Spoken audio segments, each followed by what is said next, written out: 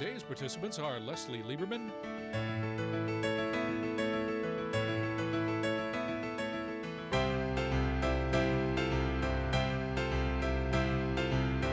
and Jean Costain.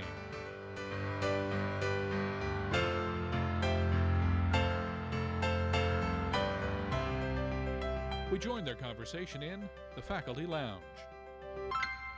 What can you tell me about losing some damn weight? Oh. Well, you're along with another 1 billion people worldwide who are also overweight, and maybe 300 million who are obese. So it's really widespread. But as a biomedical anthropologist, I really take a somewhat different perspective, sort of a Darwinian medical perspective. So I look at the biological. What do you mean Darwinian medical? Well, I look at the biological histories of folks. I look at the evolutionary precursors to the epidemic that we're now facing. And that's very interesting. I mean, we are certainly geared up from 5 million years of evolution from the earliest little hominid, the critter that got up on 2 legs to kind of look around. And later on began to eat more meat and develop hunting techniques and larger brains. From that period on, when food was scarce, we developed a lot of physiological mechanisms and psychological mechanisms that drive us to eat. Now food's readily available. Food packs more calories in smaller units. And so it's very easy to get fat. And the drive is still there from an evolutionary perspective. Dr. Atkins, I loved him because he was a real disturber of the medical establishment and the food pyramid and the 4 food groups. He just knocked that out of the box, and I just loved his fighting spirit. And I think that's part of why I subscribed to what he talked about. But one of his arguments was that our grandparents' generation, they'd eat a lot of red meat and not much sugar or processed flour. And heart disease in that era, I think he was saying, was a very minor concern. Is there some truth to his general argument about that? Well, they actually ate quite a bit of flour and carbohydrate products. Many, depends on which generation you're looking at, but certainly 100 years ago there were less refined carbohydrates around. So you'd eat more whole wheat flour, that sort of thing. But a lot of calories were packed away. And people knew what they were eating. That was the other piece to this. They knew what they were eating because it was prepared at home. So now you really don't know what you're eating, and portion size becomes very obscure with packaging, or you go to the drive-in and you buy the large supersized fries because they're so inexpensive. You don't know how much oil was used, how much salt, and you don't even know how much you're eating, because as you're driving along, you're picking the fries out of the container, which you then throw away. So we're really distanced from our food. So although a lot of food was consumed, people actually had a better sense of what they were eating. The other thing is that they were just exercising more and expending a lot more calories. And not just in terms of going to the gym where we set aside an hour a day to exercise, but just daily routine. Walking to school, walking to work, taking a bike, walking to the bus stop and taking public transportation, walking to neighborhood stores to do grocery shopping until we got zoning laws, what meant, we had housing over here, but where there was commercial, even small grocery stores, it had to be 2 miles away, which is a little bit too far just to walk. So we've really cut down on our day-to-day energy expenditure, even getting up to turn on the television. We sit there and we click. We have the clicker. So a couple of things going on. The people had a better sense of the food they were eating, the quantities they were eating, and they were just expending more energy in day-to-day activities. You make me think of a year I spent down in Prince Edward Island, maritime Canada, when I was a kid, around 8 or 9 years old. I credit living in that culture, which was a very rural culture where you were valued because of your wit, your way to engage in riddles and good stories and jokes and narratives. And that's an era I was exposed to in an odd way, because it was an isolated island and people valued each other on their personal characteristics and their wit. But I remember in those days we wouldn't think anything of walking 7 miles to go to the movie theater with a generator outside. When you were talking, thinking back to that, which is almost a throwback to the 19th century, that was much more exercise. Right. Going out and picking the berries, and it seems like another century to me now. It But does. I hear you about the exercise level, miles and miles going to school and so on and so forth.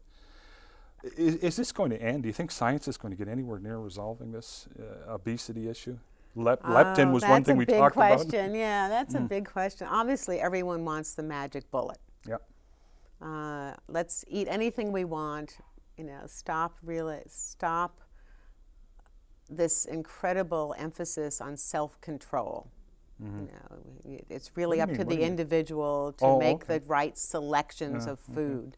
And people don't want to do that. They really much rather take a pill that will say decrease fat absorption. Yeah. Which we and do they have have. that pill. And we have that pill. Yeah. Unfortunately, there's some fairly bad side effects if you We won't get overindulge into in fats, or reduce carbohydrate absorption, or or stomach stapling. If we start looking at the number of surgeries that are done today, it's absolutely amazing.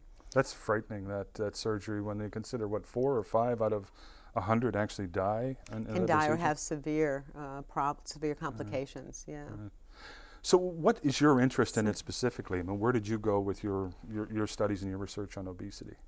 Well, I'm particularly interested in why as an anthropologist, why certain populations show much greater levels of obesity versus other populations. And I can look at that again from the biological history of populations in terms of how long they remained really quite active, that is, when modernization took place. And so I think the epidemic, to go back to your original question, the epidemic we see today is really due to modernization and globalization of foods. That is, you can go to China, you can go to some of the cities in Africa and get McDonald's hamburgers and Coca-Colas. And so we have this incredible globalization of high calorie, high energy dense foods that are readily available in urban and semi-urban, peri-urban settings. And what we're seeing now is this transition to increases in body fat, body weight, and obesity in these populations where there had never been a history. Among Europeans, we're actually in some cases seeing a bit of a decrease. So there are real differences in terms of populations and exposure to modernization. And you've got this I find very interesting dichotomy in developing countries where you still have the group that is undernourished. Perhaps they're rural, and one of the really contradictory aspects of this is that the food producers are often those individuals or populations where there's undernutrition. Right. Because that food then goes to the city. Right. And so you have in the cities, say in India, for example, which is obviously huge country, but in the cities you have obesity rates that are rising, yet in the countryside you still have pockets of undernutrition or malnutrition. So they're coping with both types of That must be an interesting nutrition. situation to research in China, where they have the special economic zones. I think Zhou Enlai once said, think and grow rich, or one of the Chinese leaders. And then you have that comparison with the peasant population and people who are driving Mercedes in some parts of the special economic zones. It must be a good place to do that kind of research, if someone is so inclined. It is, and so you're watching these transitions that occur very rapidly, of which body weight is just one of them, because of these changes in energy input and energy expenditure. Well, it's interesting, academics, one thing we pride ourselves in getting is good questions. Because good questions will lead to a 25-page paper that we might get published, but we rarely come up with answers. In fact, we value the questions often more than the answers. And you don't sound very encouraged about what's going to happen. What about the healthcare system and the richest consumer society the world has ever known, when the baby boomers start to physically degenerate with the rates of obesity? Are we even going to be able to handle it?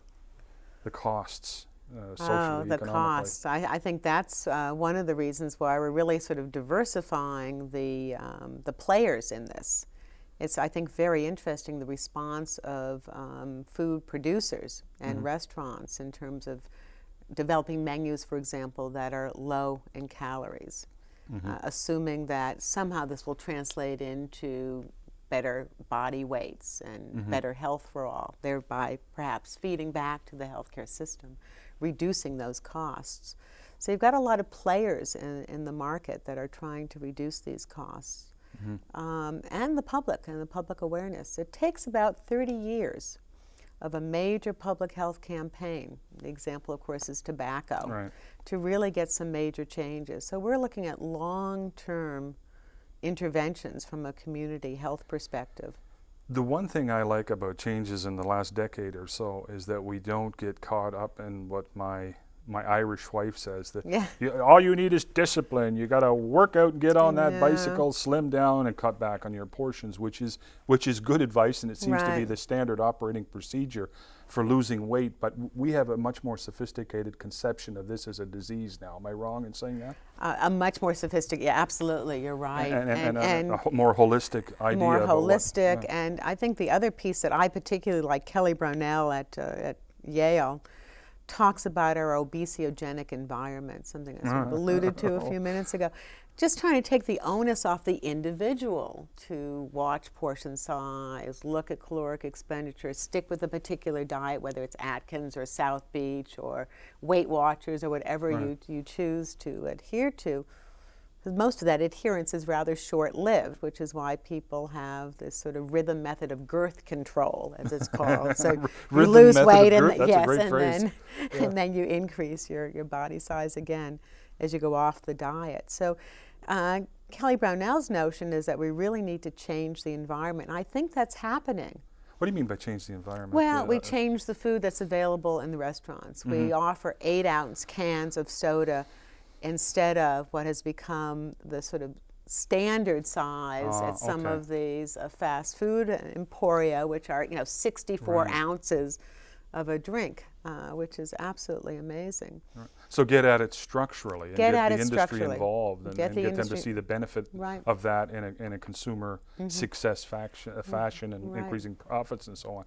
Yeah, that sounds like an enlightened approach. Where's the balance between individual responsibility for weight control in your mind and it as a disease? I mean, do you have an opinion on that? Well, that's a good question. I'm not sure. I'm a little taken aback by labeling it as a disease per se. It's certainly a bodily state, and it certainly is related to diseases. I study type 2 diabetes, and the major risk factor for type 2 diabetes is obesity. And unfortunately, we're seeing that in so many children these days, children and adolescents who used to have type 1, which was an autoimmune disease, really, who now have type 2. When I was at the University of Florida in our pediatrics practice there, we had 8-year-olds who were 200 pounds and 16-year-olds who were 400 pounds and really had what we used to call adult onset diabetes. So you've got diabetes, you've got cardiovascular disease, you have musculoskeletal arthritis and other kinds of joint pains that are related to obesity. I guess I'm a little reluctant to label it as a disease per se. It's a social, political, cultural problem that we've got to tackle on a broad scale. And this is where I come in. I think the media does a very poor job in its educational role.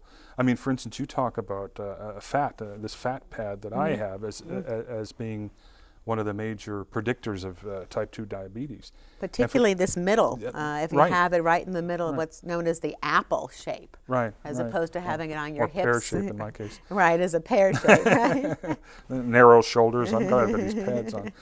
But what was interesting, not long ago in a feature on weight loss, I'd finally learned from a journalist what these layers of fat mean that lead to the chemical and physical manifestations of diabetes, and I'd never heard that with journalists before. The chemical composition of the fat and how that affects the body and the response.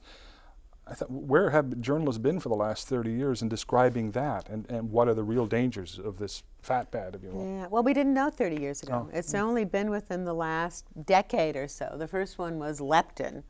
And so instead of just looking at the fat tissue, the adipose tissue, as sort of a blob that simply expands as more fatty acids are stored in it, we're now able to look at the fat tissue and see that there are a number of different types of cells that are involved.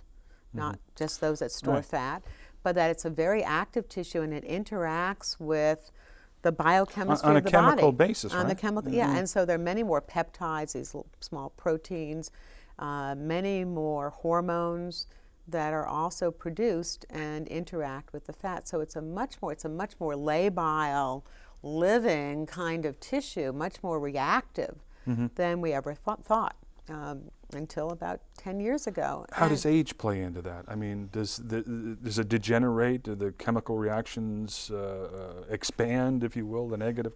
I don't think we know about that yet. We do know about what happens in terms of the proportion of the body weight which becomes fat. And unfortunately, even if you're exercising, there does tend to be an increase in body fat as part of the body composition change with aging.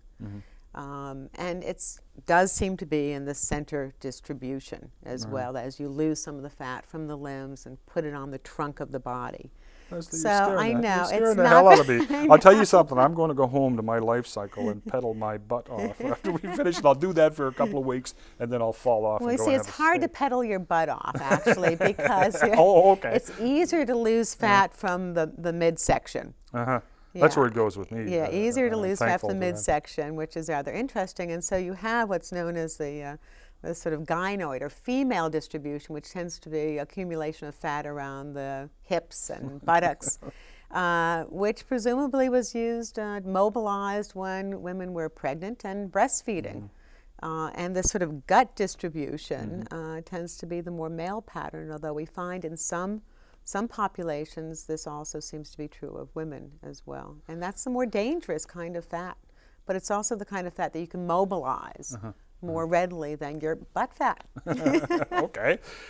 I sense we're sort of winding down on this segment, so I want some kind of narrative closure in a way. Are you still involved in this research, or do you just monitor developments?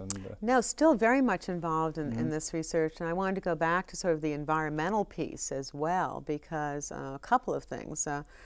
One, there's actually a request for applications from the National Institutes of Health to really look at modifying the environment. And there are various planned communities now that promote walking. Celebration, for example, is one of these, where you have houses on the on the perimeter, and then inside you have a small downtown commercial district. And it promotes walking to that district. What about the schools? Are they doing anything? It used to be a regimen when I was a kid, and then they dropped it, like open concept classrooms, and now is it coming back? Well, it's tough. What's happening in the schools, and there's been a big national trend, and locally the Winter Park Health Foundation has a project in the school system, and that is to get the soda and candy machines out of the school system. Yeah, right. And have to change neoliberal politics, globalization, and all those incursions. I was on the bus the other day, and they had commercials on the bus. I just about got off and walked home. My card broke down. Commercials on the bus. Yeah, there are commercials. So, I mean, these Coke machines are commercials, and they give these little canned newscasts to the kids for the commercials that are embodied in them. I mean, the commodification of everything in a consumer society. Right. It would seem to mitigate against some of these environmental and social engineering projects. Well, if you take the soda out or put diet sodas in, and kids don't generally like the flavor, there are some things where you can kind of camouflage the sugar substitutes that give it a distinctive flavor, put good tasting water in, have more healthful snacks, and simply eliminate it from the environment. But then you have to compensate the school because it's really an economic issue, because they're getting money from the sales of these particular items, and some of those go for very worthy causes like band uniforms. So, so there is an economic issue. The other piece is the time element. How are we going to get kids more physically active when we're reducing recess time and reducing PE requirements in the public schools? And the other piece of that, which I find very disturbing, is the risk factor. Many mothers are afraid to let their kids go out and play in the neighborhoods. Part of this will come back to sort of how the media plays, these rare kidnappings or assaults of children, but those have an incredible psychological impact. And so even in a gated neighborhood such as mine, kids are not out riding their bikes. They're not out playing ball in the streets or frisbee.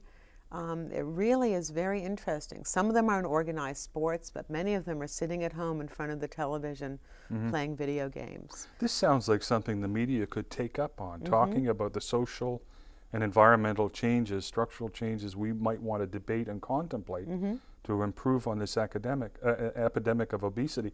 But you know, there's an interesting parallel, because there's a debate going on within the journalism about a communitarian ethos for journalism, public journalism, and its manifestations, because the polls show Americans are not pleased with their media system. So these prescriptions are being suggested and talked about.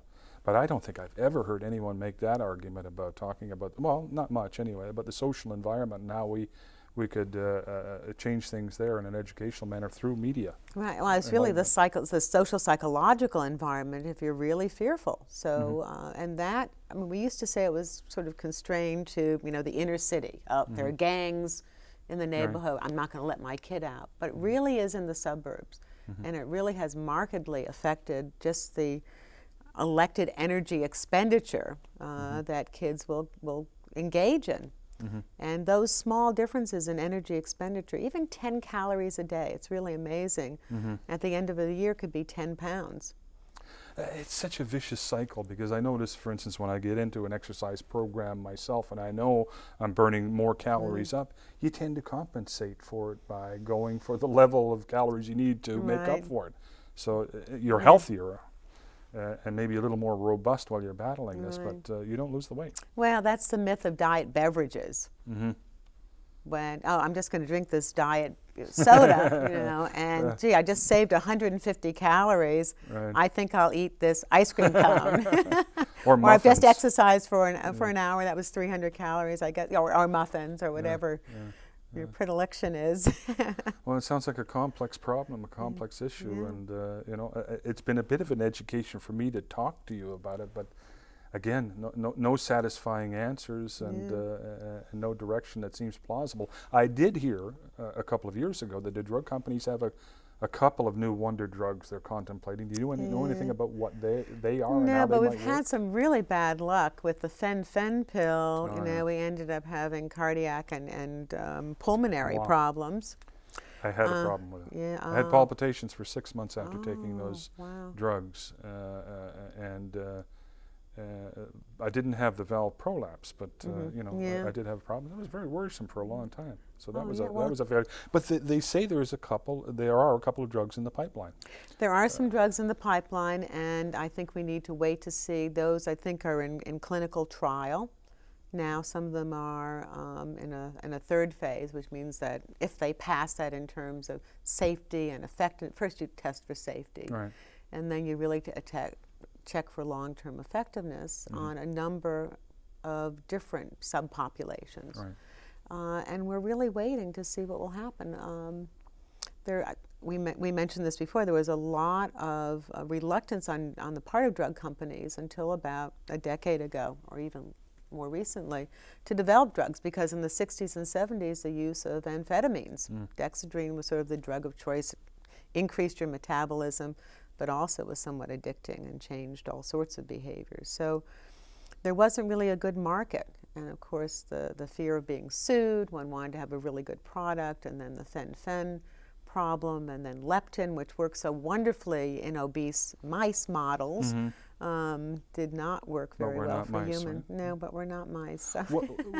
This might be putting you on the spot, but where are they going with brain chemistry with these new drugs? Do you know, have any idea roughly of what the new approaches are? Are they just similar? Well, I mean, there's a dual approach. So the approach is to find drugs that both increase satiety, that is, you're eating a little bit of food, and so it increases your satisfaction, you're no longer hungry.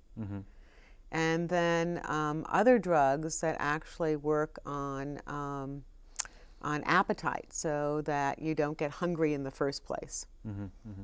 So that's one of the great benefits of the Atkins diet that you don't hear much about publicly, that the lack of carbohydrates, the sugars and processed flours, as we talked about on the way up, lead to a reduction in need for them. And when you're off of them, you don't pine for them. I don't know what that Right. is, but I'm grateful for Right. Well, for part that. of it is that the fat that you consume with Atkins, and I think now it's been somewhat modified to a diet which is not so heavily emphasizing fats or emphasizing the good fats, the Mediterranean types of oils, the monounsaturated oils, that those actually digest more slowly. So your stomach is full for a longer period of time. It increases the time to gastric emptying, it's called.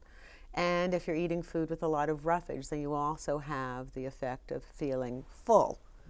Protein also is digested more slowly than carbohydrates.